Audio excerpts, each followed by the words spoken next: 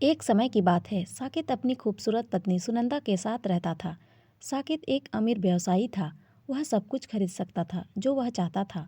उन्हें अपनी पत्नी के लिए और अपने लिए भी अच्छे कपड़े खरीदने और पत्नी के लिए अच्छे आभूषण खरीदने का बहुत शौक था।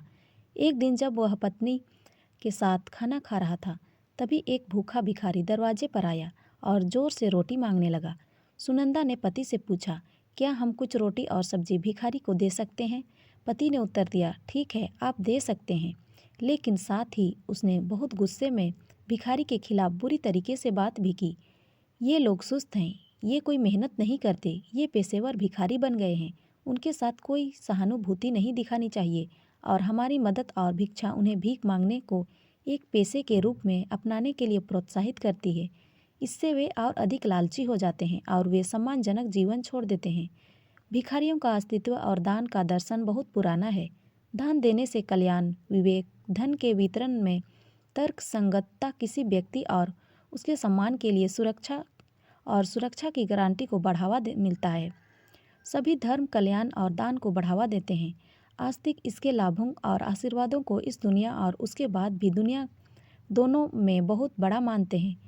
यदि दान स्पष्ट रूप से और ज़रूरतमंद की व्यक्ति की गरिमा को ध्यान में रखकर दिया जाता है, तो यह हमारे पापों को भी मिटा देता है और भाग्य को बदल देता है। व्यवसायी द्वारा भिखारी के साथ किए गए अभद्र व्यवहार के बाद उसके लिए हालात सबसे खराब होने लगे।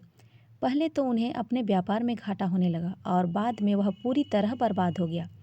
कर्ज चुकाने और घर का खर्च चलाने के लिए उन्हें अपनी कार बेचनी पड़ी। एक समय ऐसा आया जब उन्हें अपनी पत्नी के गहने और सारी कीमती चीज़ें कौड़ियों के भाव बेचनी पड़ी। लेकिन इससे उन्हें अपना बिजनेस दोबारा शुरू करने में मदद नहीं मिली और आखिरकार उन्हें अपना घर गिरवी रखना पड़ा। अभी भी कोई राहत नहीं थी। ऐसा लग रहा था कि उसने जो कुछ भी छुआ वह धूल में बदल गया। साकेत हताश और निराश होकर सड़कों पर घूमता रहा। वह खाने के लिए या अपनी प्यारी पत्नी को खिलाने के लिए एक रोटी भी नहीं जुटा सकता था। उसने उसे उसके माता पिता के घर छोड़ने का फैसला किया क्योंकि उसका सारा सामान खत्म हो गया था। अंततः उसको सड़क के किनारे भीख मांगते हुए पाया गया। अब हम उस भूखे भिखारी की कहानी की ओर मुड़ते हैं जिसने एक रात साकेत का दरवाज़ा खटखटाया था। उस भिखारी सुधीर को मजबूरी और भूख के कारण भीख मांगनी पड़ी। दानशील लोगों से उन्हें जो कुछ भी थोड़ा बहुत पैसा मिलता था, उसमें से वो जितना संभव हो सके उसे बचाने की कोशिश करते थे। उसी इलाके में एक दुकान खरीदने के लिए पर्याप्त बचत करने में कामयाब रहे और किराना का व्यवसाय शुरू किया। उनका बिजनेस पहले दिन से ही फलने फूलने लगा।